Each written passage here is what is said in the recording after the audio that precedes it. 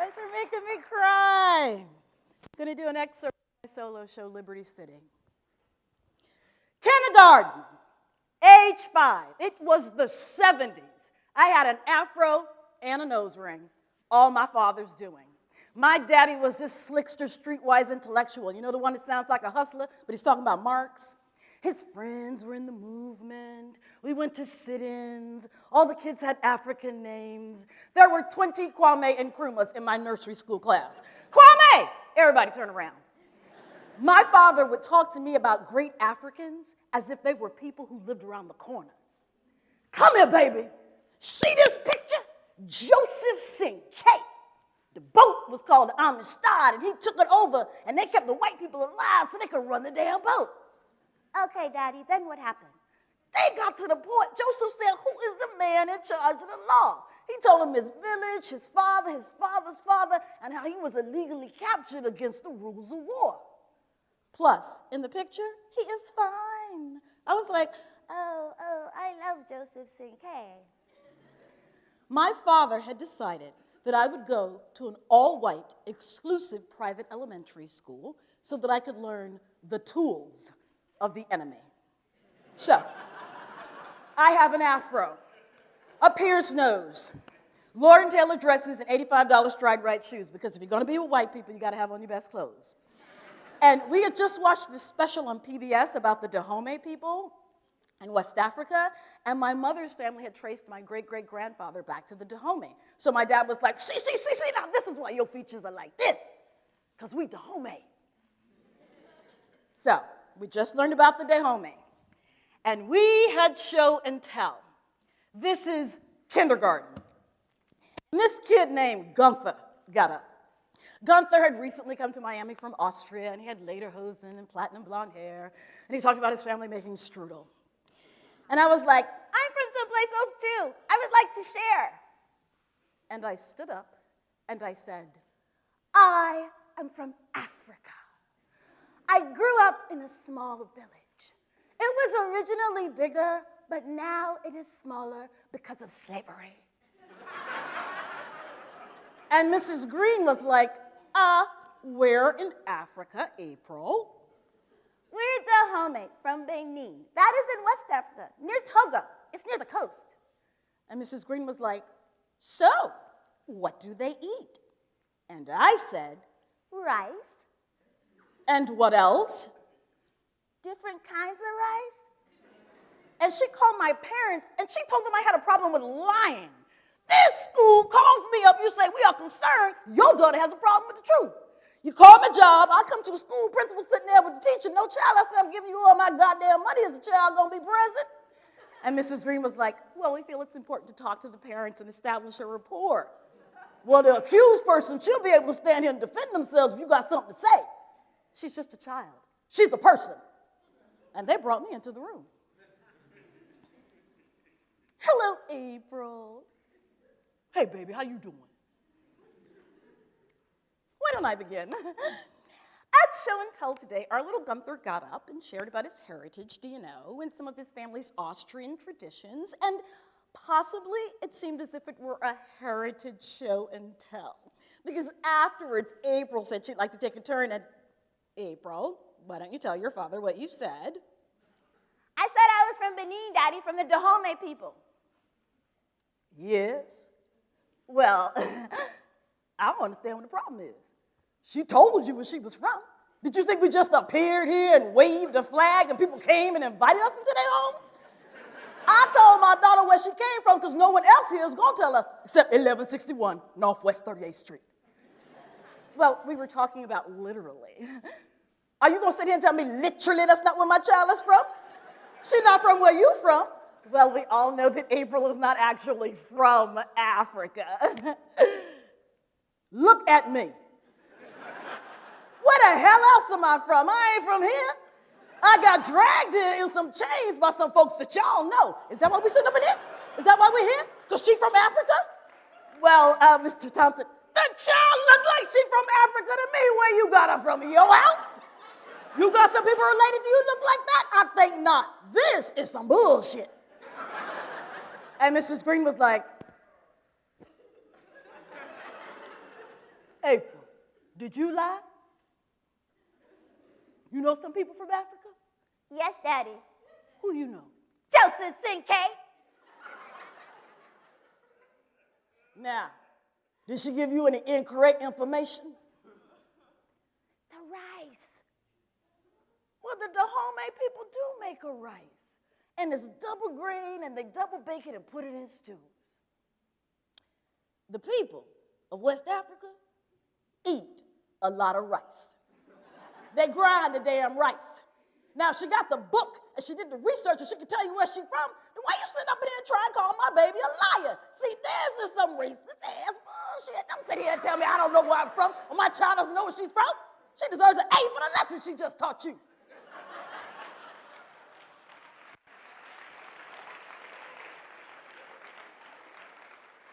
Thanks, Daddy.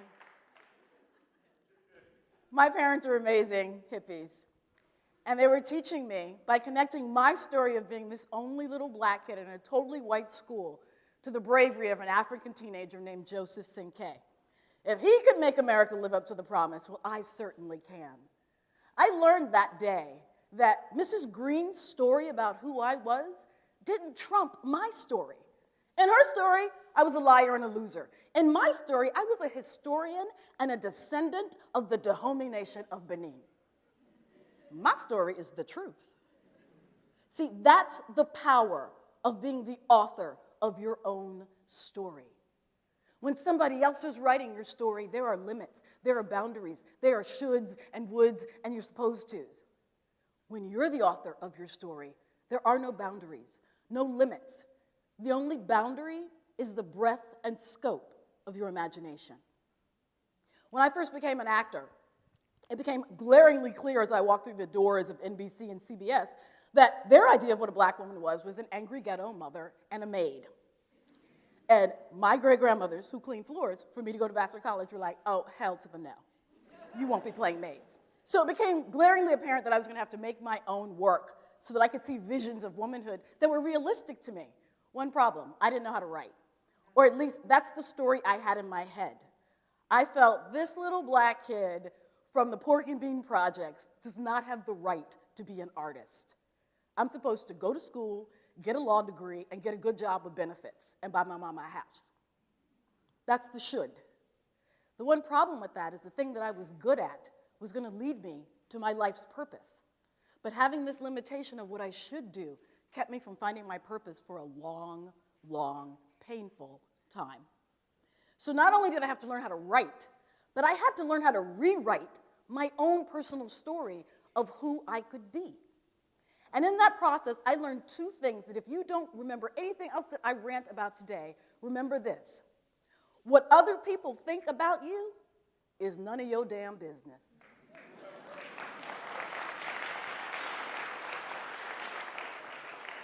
What other people think you're capable of is none of your damn business. The only thing that you need to be concerned about are all the ideas that you have in your head that are stopping you from being who you're meant to be. I began a process, a very painful process, called what I like to call dreaming out loud. And as I do teach, and I coach kids, and I coach other artists who are like conflicted, and then I coach grown-up people who are like, I hate my job. And I'm like, oh, honey, you shouldn't be doing anything you hate. Life is short. So I taught them what I did. This process called Dreaming Out Loud. It has 3 stages. It starts with Julia Cameron's brilliant morning pages from The Artist's Way. 3 pages longhand without stopping. Complaining, hollering, whatever. The second stage, list making. And the third stage, asking the questions. Now, the morning pages, every time I came to the page to write, I would start shaking and sweating. I didn't think I had permission to write. I was like, oh my God, I'm going to show up for myself on that page. I'm not going to do it. Well, the morning pages are about staying on the page for 3 pages longhand writing without stopping. It teaches you to wander around in your world and not quit on yourself. And what you will find after several months is that they are filled with rants, prayers, supplications. Lord, help me, I hate my job, I hate my boss, I hate. And that's fine. The key is to stay there until something else comes up. What I learned from doing the morning pages is that I had a whole bunch of outdated beliefs about myself that were no longer serving me. I believed, well, I'm not very pretty. I'm sort of this chubby girl that's oddly cute, and nobody really pays attention to that. And the best thing about me is my brain, and I'm depressed, and nobody's going to love a brainy girl. And oh, my Jesus. I just went on and on and on and on. I shook out all the negative stuff because you have to dump out the negative stuff to get some real thinking outside the box stuff to come in. You got to dump. So the first 3 pages were dumping. And then when you go back and read them 6 months later, like I did, you look at that and you go, oh my God, if someone said this about my best friend, I would kick their butts.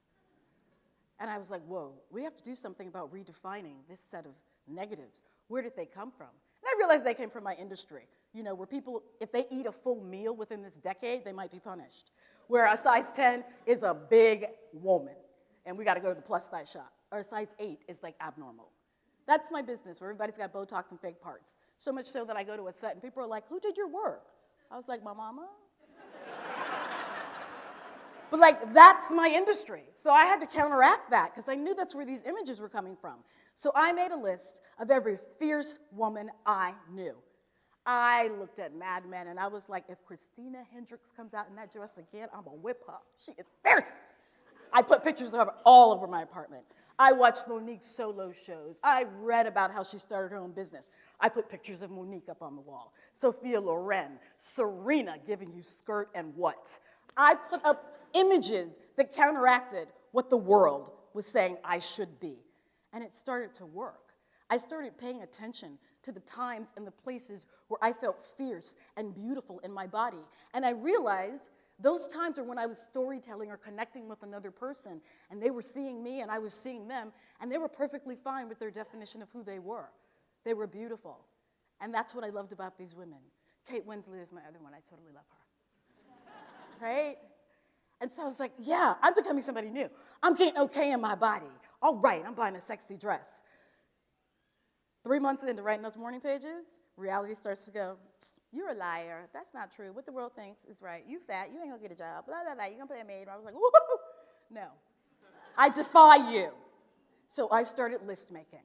Every time a negative thought popped up, 100 things I love, 100 things I'm proud of, 100 things I dream about, 100 things I think are beautiful, 100 sci-fi novels I love, do not laugh. I wrote every time I was sitting on a set and went into a costume fitting where the diva looked at me and was like, oh, honey, we're going to have to go in the back and get something else for you. We don't carry this size. And I was like, whatever. I can act. Serena. I wrote the list that kept me alive because the only other option was to buy what other people were telling me my limits were. And if you're listening to other people's stories, you spend your life trying to measure up to that box. And it's exhausting. And what's going to happen is people are going to start to challenge this new you that's showing up. And of course, that happened immediately. And you can't let that go by. Because every time someone challenges what you've been working on, it chips away at your soul. Right? And it becomes their story is more important than your own. And you only got 80 years here. You got to make this thing work for you and get rid of the shoulds. So the next step that I learned was that when people challenged the new person I was becoming was to ask questions. Now, the first set of questions are when people were telling me who I should or should not be, right? I do speeches and stuff all over the country, and I talk about my work and blah, blah, blah. And people are always saying, oh, you're too smart. You're actually from the ghetto. People from the ghetto won't understand what you're talking about. I was like, I'm from the ghetto. Are you saying there are no intellectuals in the ghetto? Okay.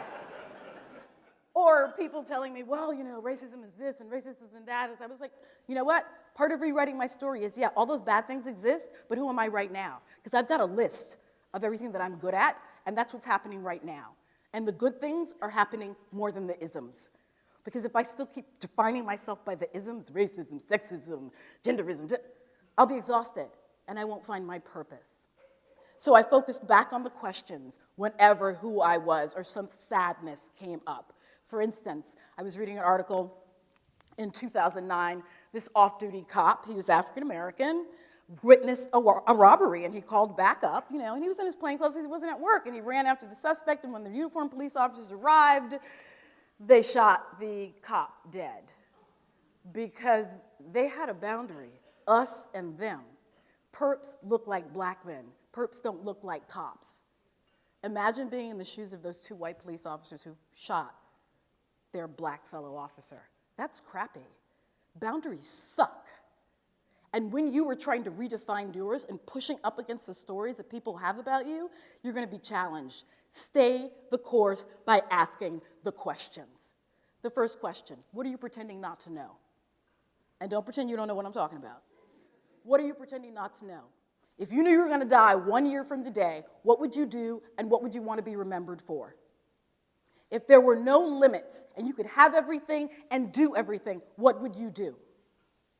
When I answered those questions in the morning pages and went back and looked at them, I had a whole bunch of excuses of why I wasn't doing the things I was put here to do.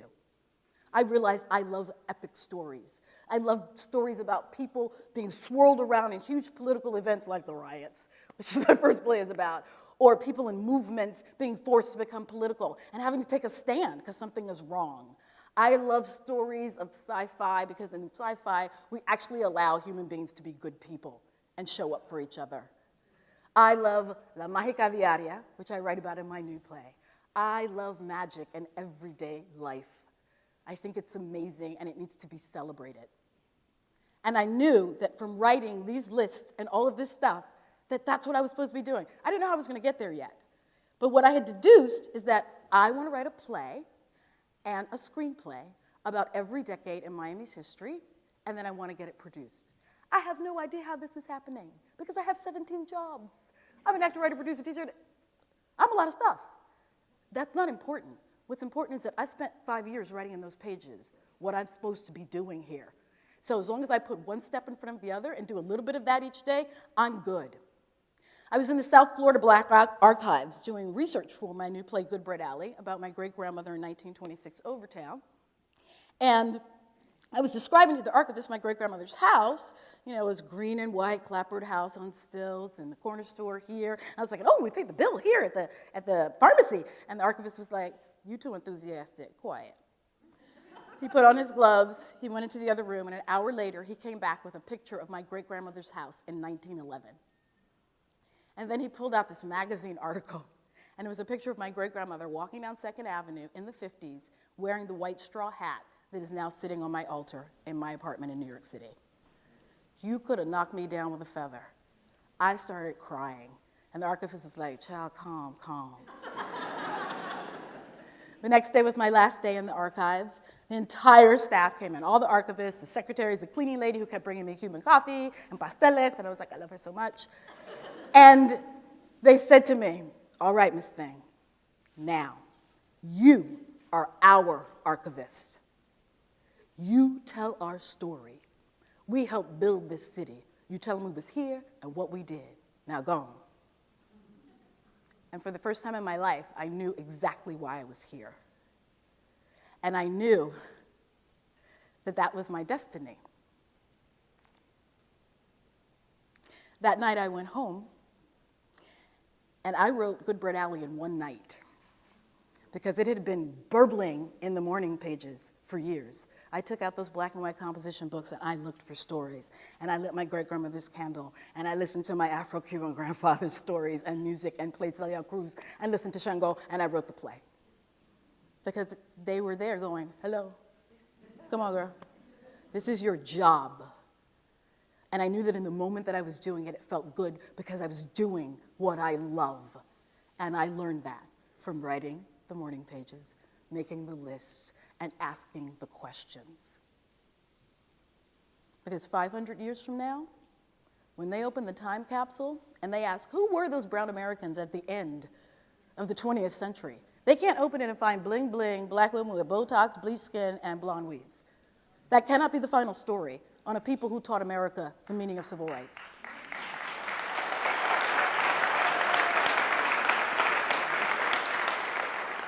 That cannot be the final story on a people who allowed their children to be hosed, bitten by dogs, lynched by the Klan, to march down the streets and fight for civil rights. That cannot be the final story of a people who arrived here on their knees and within 150 years put a black man in the White House. That cannot be the final story.